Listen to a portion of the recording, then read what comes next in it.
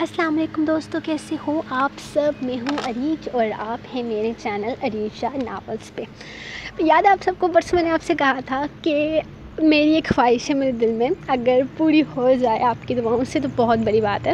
اور میری خواہش یہ تھی کہ انٹری ٹیسٹ میں میری 3 پوزیشن میں سے کوئی بھی پوزیشن آ جائے۔ فرسٹ کی امید نہیں تھی، لیکن سیکنڈ والے پہ مجھے ڈاؤٹ تھا کہ سیکنڈ یا تھرڈ پکا مجھے مل جائے گی، لیکن اوبیسلی میری وہ اندر جو خواہش دبی ہوئی تھی وہ تو یہی تھی کہ کسی طریقے سے میری فرسٹ پوزیشن آ جائے۔ لیکن اوبیسلی 191 لوگوں میں سے مجھے اتنا وہ بھی نہیں شور بھی نہیں تھا کہ آئے گی پوزیشن، تو میں نے یہ کہا تھا کہ اگر میری خواہش پوری ہو جائے تو، کیونکہ مجھے یقین تھا کہ آپ لوگ سچے دل سے دعا دیتے ہو، تو آج جب شام میں مجھے میری فرینڈ کا فون آیا کنزا کا، تو شی سیڈ کہ تمہاری فرسٹ پوزیشن آئی ہے۔ میں نے روزہ کھلنے میں 10 منٹ باقی تھے اور میں نے چیخیں مار مار کے ناچنا شروع کر دیا کہ مطلب میں بیان کر سکتی ہوں میں کتنی زیادہ خوش تھی۔ میں ویسے بھی کہتی ہوں کہ 2022 میری کامیابیوں والا سال ہے الحمدللہ۔ Thank you so much, thank you so much. آپ کی دعاؤں کا سرپرائز ایپیسوڈ میں نے لکھی ہوئی ہے آج۔ یہ نہیں کہوں گی کہ لکھنے کا ٹائم نہیں ہے، بالکل میں نے لکھی ہوئی ہے۔ ہاں، ریکارڈ کرنے میں کتنا ٹائم لگے گا مجھے نہیں پتہ، اور ریکارڈ ہو بھی گئی تب اپلوڈنگ میں کتنا ٹائم لگے گا مجھے نہیں پتہ۔ تو اب ہم باتیں نہیں کرتے، آج کی ایپیسوڈ ریکارڈ کرتے ہیں تاکہ نیکسٹ ایپیسوڈ میں ریکارڈ کر کے وہ بھی اپلوڈ کروں۔ تو بس تھینک یو بولنا تھا آپ سب کو، تھینک یو سو مچ۔ آپ لوگوں نے میری اتنی ساری میری دعائیں کی، یہ پتہ نہیں میرے کیسے اتنے زیادہ مارکس آ گئے، تو تھینک یو سو مچ۔ میرے 700 میں سے 667 مارکس آئے ہیں اور مجھے فرسٹ پوزیشن ملی ہے۔ تھینک یو سو مچ۔ یہ سب کچھ صرف اور صرف آپ کی دعاؤں کی وجہ سے ہوا ہے، and thank you for every thing. Thank you so much. Let's start. دست دارم قسط نمبر 95، تحریر عریج شاہ۔ عریج غلط لکھا ہوا ہے، ہو جاتی ہے غلطی، انسان سے ہی ہوتی ہے، کوئی بات نہیں۔ دارم سائیں اٹھ جائیں، گھر چلنا ہے، سب بار بار فون کر کے پوچھ چکے ہیں، صبح سے وہ بہت زیادہ پریشان ہیں ہمارے گھر سے غائب ہو جانے کی وجہ سے، پلیز اب گھر چلیں۔ پتہ نہیں آپ کی آنکھ کب کھلے گی، ذرا سوچیں تو صحیح، گھر میں سب لوگ کتنے پریشان ہیں اور آپ نے ابھی تک کسی سے رابطہ نہیں کیا۔ وہ کب سے اس کے سر پر کھڑی اسے جگانے کی کوشش میں ہلکان ہو رہی تھی، ایک اس کی ذیومانی باتیں اور دوسری اس کی شدت اور بے باک انداز نے اسے بری طرح سے بوکھلا دیا تھا، اور اب وہ صبح اسے جگانے کی کوشش کر رہی تھی تو وہ اس سے اٹھ ہی نہیں رہا تھا۔ جانم سائیں کیوں بور کر رہی ہو؟ تم سمجھ لو کہ ہم انجوائے کرنے کے لیے گھر سے نکلے تھے، ابھی تو بارش بھی ٹھیک سے نہیں رکی ہے اور تمہیں واپس جانے کی جلدی ہونے لگی ہے، آرام سے بیٹھی رہو، شام کو چلیں گے یہ خوبصورت وقت ایک دوسرے کے ساتھ انجوائے کر کے۔ وہ ایک آنکھ کھولتے بولا، سستی سے انگڑائی لیتا دوسری طرف کروٹ لے چکا تھا۔ کیا مطلب ہے آپ کا؟ آپ ایسا سوچ بھی کیسے سکتے ہیں؟ وہاں سب لوگ اتنے زیادہ پریشان ہیں اور آپ ان سب کو مزید پریشان کرنا چاہتے ہیں۔ اٹھیں اور فریش ہوں، ہم ابھی گھر واپس جائیں گے، آپ کی گاڑی بھی ٹھیک ہو چکی ہے اور تھوڑی دیر پہلے وہ مینیجر چابی بھی دے کر گیا ہے۔ اٹھ جائیں نا دارم سائیں، ہم اپنا وقت یہاں برباد نہیں کر سکتے۔ وہ اس کا ہاتھ تھامتے ہوئے اسے اٹھانے لگی تو دارم نے اس کا وہی بازو پکڑ کر اسے اپنی جانب کھینچ لیا اور ساتھ ہی اس کی گردن میں ہاتھ ڈالتا ہوا اسے اپنے قریب کرتا خود اسے بیڈ پر پھینکتا اس کے اوپر آ گیا۔ اسے بنا کچھ بھی کہنے کا موقع دیے وہ اس کے نازک سے وجود کو اپنی پناہ میں قید کر چکا تھا۔ دارم سائیں یہ کیا کر رہے ہیں آپ؟ ایک تو آپ میری باتیں سن نہیں رہے اور اوپر سے وہ ابھی بول ہی رہی تھی جب دارم نے اس کے لبوں کو اپنی لبوں میں قید کرتے ہوئے اسے خاموش کر دیا۔ اس کی بولتی بند ہو چکی تھی۔ مجھ سے دور نہ جایا کرو اور نہ ہی میرے ساتھ اس طرح غصے سے بات کیا کرو، پیار سے بات کیا کرو میرے ساتھ۔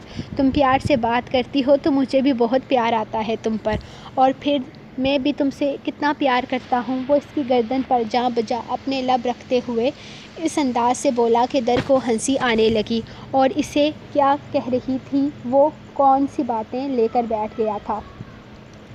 دارم سائیں آپ میری بات کو سمجھنے کی کوشش کیوں نہیں کر رہے؟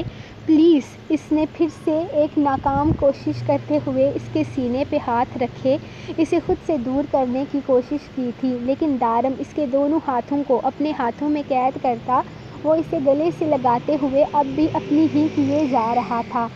دارم سائیں، اس نے بے حد پیار سے پکارا اور اس پکارنے پر دارم کے لبوں پر دل فریب مسکراہٹ آ گئی۔ اس نے اس کی گردن سے سر نکال کر اسے دیکھا۔ پلیز گھر چلیں، ہمیں بہت دیر ہو گئی ہے، وہ منت کر رہی تھی۔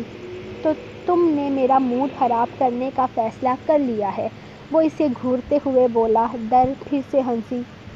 اس میں موڈ خراب کرنے والی کون سی بات ہے؟ ہمیں گھر تو جانا ہی ہے نا؟ کیا ابھی اور کیا شام میں؟ تو پھر ابھی چلتے ہیں، دیر کرنے کا کیا فائدہ؟ ہاں بالکل، ہمیں گھر جانا ہے، ابھی جائیں یا شام میں کوئی فرق نہیں پڑتا، اس لیے ہم شام میں جائیں گے۔ اور دیر کرنے کا فائدہ تمہیں ہو یا نہ ہو، مجھے ضرور ہوگا۔ دیر کرنے پر تم شام تک میری باہوں میں رہو گی اور میں تم سے سیراب ہوتا رہوں گا۔ اس کے لبوں پر ہلکے سے اپنے لب رکھتا وہ پیچھے ہٹ کر مسکراتے ہوئے بولا۔ تو کیا یہ ساری رات آپ کو سیراب کرنے کے لیے کافی نہیں تھی؟ اس نے شرماتے ہوئے کہا تو دارم کا قہقہ بلند ہوا۔ یہ تو کچھ بھی نہیں جانم سائیں، میں تو تم سے کبھی بھی سیراب نہ ہوں، دن رات تمہیں پیار کرتا رہوں، دن رات اپنی پناہوں میں رکھوں، کبھی تمہیں خود سے دور نہ جانے دوں، تب بھی میرا جنون مکمل نہیں ہوگا۔ جب میں اپنی محبت کی شدت تمہارے وجود میں اتارتا ہوں، مجھے تم سے نئے سرے سے محبت ہو جاتی ہے۔ دارم شاہ خود محبت بن کر تم پر برسے تب بھی اس کی شدتیں مکمل نہیں ہوں گی۔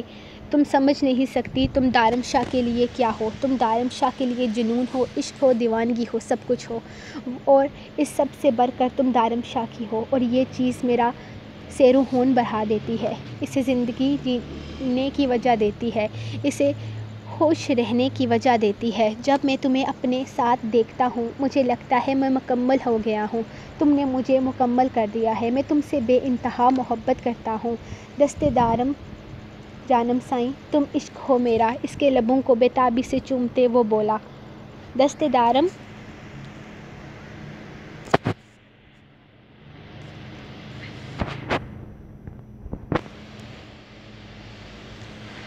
دارم کا مطلب تو یہ ہے کہ میں پاگل ہوں؟ تو نہیں، بلکہ مطلب آپ پاگل ہیں، کیونکہ اس میں آپ کا نام آتا ہے۔ اس نے ہنستے ہوئے کوئی پرانی بات یاد کروائی تھی۔ ہاں ہاں، اس کا مطلب ہے میں تمہارے پیار میں پاگل ہوں، تمہارے عشق میں دیوانہ ہوں، وہ قہقہ لگاتے ہوئے ایک بار پھر سے اس کے نازک سراپے کو اپنی قید میں لے چکا تھا، جبکہ اس بار در بنا مزاحمت کے اس کے قریب آ گئی تھی۔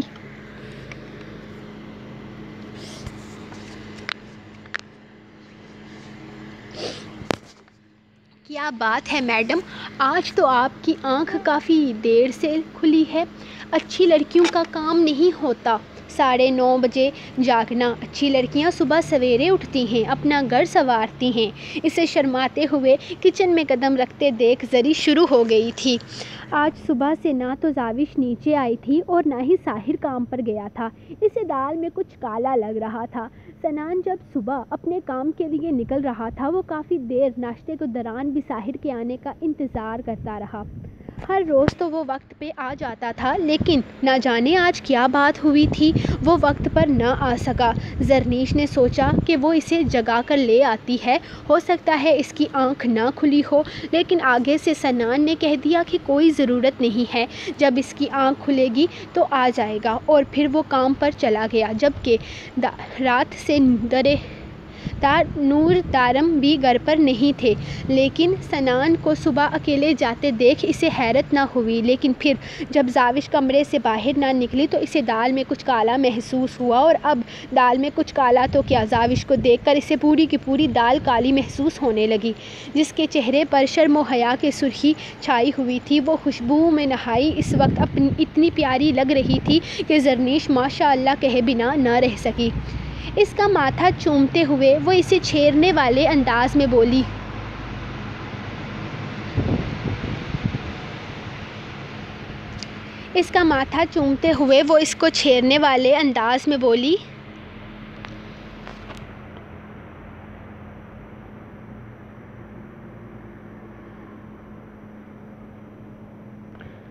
جبکہ وہ نظر زمین پر گارے شرمانے میں مصروف تھی۔ میں تم سے پوچھ رہی ہوں لڑکی، اچھی لڑکیوں کے جاگنے کا وقت ہے۔ اس کی گردن سے بال ہٹاتے ہوئے وہ خود ہی اس انداز میں شرمندہ ہوئی تھی کہ اس نے فوراً بال آگے کر کے اس کا دوپٹہ سر پہ رکھ دیا تھا، جبکہ اس کی اچانک ہونے والی حرکت پر وہ خود بھی گھبرا گئی تھی۔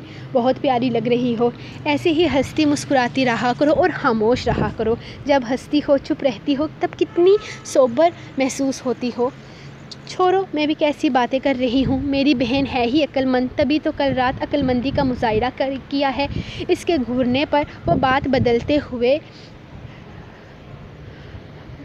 بات کو واپس وہیں پر لے آئی جہاں پر وہ نگاہیں چرانے میں مجبور ہو گئی۔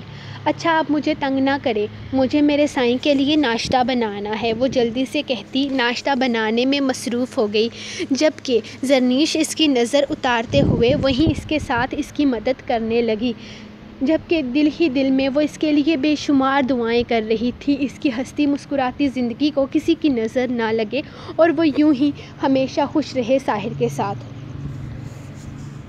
ارے مسکان، آؤ، میں تو آنے ہی والی تھی تمہارے کمرے میں تمہارا ناشتہ لے کر، چلو یہیں بیٹھ کر ناشتہ کر لو۔ زرنیش نے ناشتہ وہیں میز پر رکھ دیا، جبکہ اندر آتی مسکان کو دیکھ کر زاوش کا موڈ خراب ہو گیا تھا، جبکہ زاوش کو دیکھ کر ایک لمحے کے لیے وہ بھی کھٹک سی گئی۔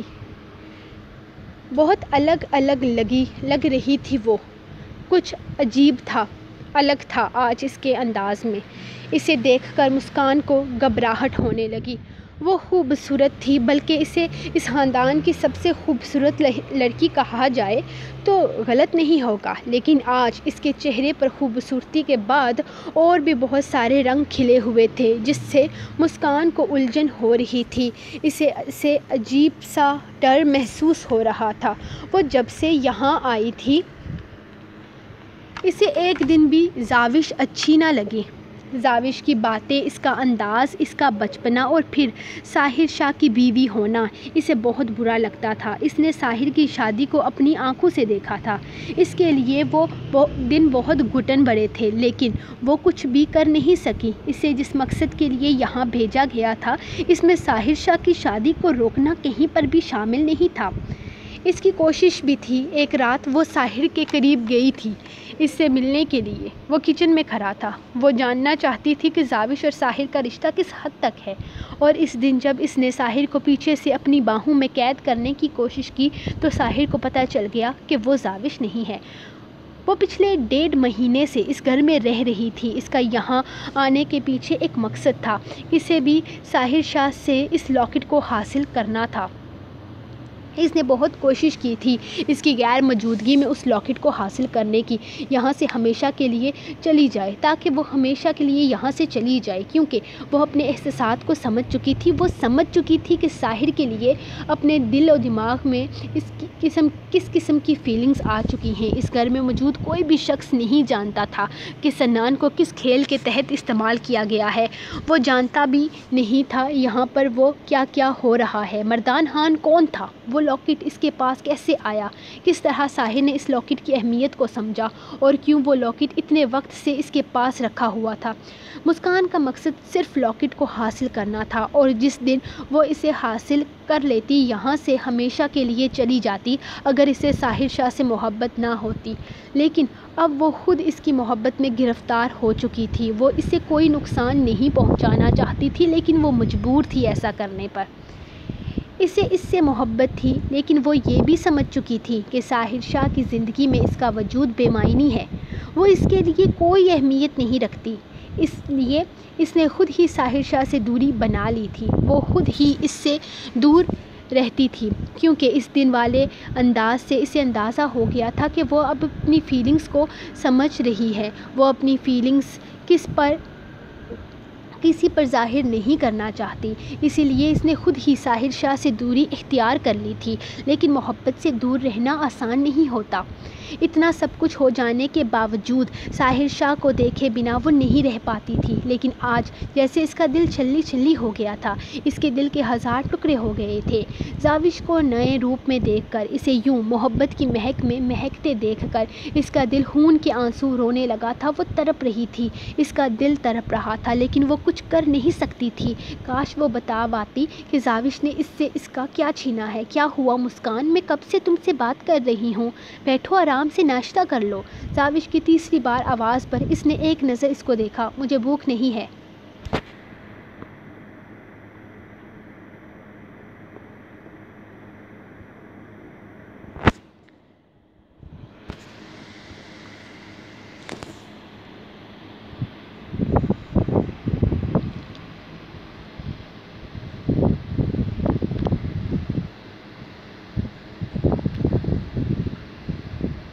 مجھے بھوک نہیں ہے، وہ نفرت سے زاوش کے مہکتے وجود کو دیکھ کر وہیں سے پلٹ گئی۔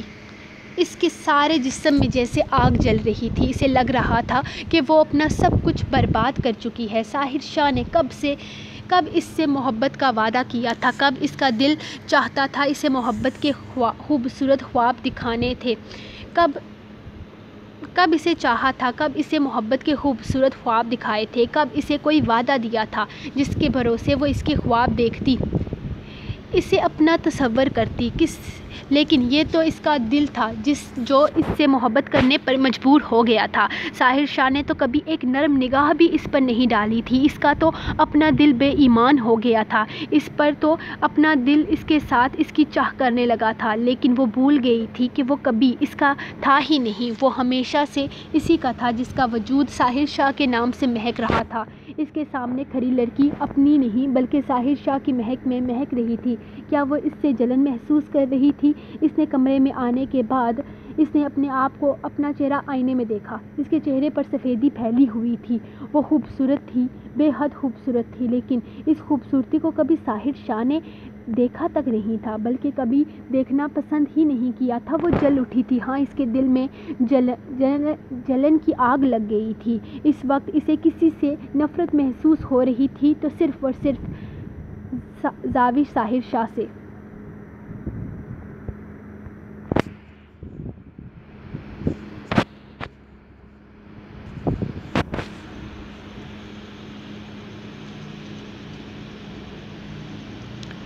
وہ نیند سے جاگا تو یوں ہی آنکھیں بند کیے اس نے بے اختیار ہاتھ اپنی بائیں جانب کیا، لیکن وہاں کسی کا وجود نہ پا کر اس نے پہلے بیڈ کو گھوڑا، پھر اٹھ کر بیٹھ گیا۔ اس نے ایک نظر گھڑی کی طرف دیکھا جہاں اس وقت صبح کے 10 بج رہے تھے۔ وہ اتنی دیر تک تو نہیں سوتا تھا، لیکن رات کو وہ سویا ہی کب تھا؟ فجر کی اذان کے بعد جب اس نے زاوش کو بڑی مشکل سے آنکھیں کھولے اس کا ساتھ نبھاتے دیکھا تو اسے خود ہی اس پر ترس آ گیا۔ کتنے خوبصورت لمحات تھے لیکن کل رات اس نے اس کے ساتھ گزارے تھے، اور اب وہ اس کے چہرے پر اپنی محبتوں کے ہزار رنگ دیکھنا چاہتا تھا، لیکن وہ نہ جانے کہاں غائب ہو گئی تھی۔ وہ تو اس سوچ کے ساتھ آنکھیں بند کر کے سویا تھا کہ صبح اٹھے گا تو وہ اسے اپنی باہوں میں ملے گی، اس کے چہرے پر اپنی محبت کے رنگ دیکھ کر اسے سکون حاصل ہوگا، وہ محبت کے رنگ دیکھ کر اندر تک سرشار ہو جائے گا۔ لیکن یہاں تو زاوش ہی غائب تھی۔ آخر کہاں چلی گئی تھی یہ لڑکی، جبکہ اسے پتا تھا کہ وہ جب تک جاگ نہ جائے وہ نہیں چاہتا کہ زاوش کمرے سے جائے، لیکن پھر بھی وہ اسے چھوڑ کر چلی گئی۔ کتنی بری بات تھی، اسے بہت برا لگ رہا تھا۔ اس وقت وہ اس کا ساتھ چاہتا تھا۔ آج اس کی نئی زندگی کی شروعات ہوئی تھی اور شروعات کے پہلے ہی دن زاوش اسے چھوڑ کر چلی گئی تھی۔ ہاں لیکن اس میں کسی کی بھی کوئی غلطی نہیں تھی، کیونکہ شاید وہ فی الحال اس کے اندر کی کیفیت کو سمجھ نہیں پا رہی تھی۔ وہ اٹھ کر فریش ہونے کی نیت سے واش روم میں جانے لگا تو سامنے ہی اس کے کپڑے تیار ملے۔ یہ آج پہلی بار نہیں ہوا تھا، یہ روز ہی وہ اس کے کپڑے تیار کر کے کمرے سے نکلتی تھی، لیکن آج نہ جانے کیوں اسے ہر بات خوشی دے رہی تھی۔ اس نے آج اپنی پسند کا سفید سوٹ اس کے لیے نکالا تھا اور پہلے ہی زرنیش اور ثانیہ کو بہت بار بتا چکی تھی کہ وہ سفید رنگ میں بہت پیارا لگتا ہے۔ ہاں اس کے سامنے تو وہ اس کی تعریف کم ہی کرتی تھی، بلکہ کرتی ہی نہیں تھی، لیکن اپنے دل کی ساری باتیں وہ زرنیش اور ثانیہ کے سامنے کر جاتی، جو بعد میں کسی نہ کسی طریقے سے اس تک پہنچ جاتی تھی۔ جس جوڑے کو دیکھ کر اسے بے اختیار اپنی مہندی والا اس جوڑے کو دیکھ کر اسے بے اختیار اپنی مہندی والا دن یاد آیا جب اس نے اسے دیکھ کر ماشاء اللہ میرا سائیں کہا تھا۔ اس کے لبوں پر وہ دن یاد کر کے مسکراہٹ گہری ہوئی۔ وہ نفی میں سر ہلاتا شاور لینے چلا گیا۔ سو گائز یہ رہی ایپیسوڈ، پتہ نہیں کیا ہو گیا ہے میرے اس کو، یہ بہت زیادہ آگے پیچھے ہو جاتا ہے، لیکن میں دوبارہ وہیں پر لے آتی ہوں اس کو کان پکڑ کر۔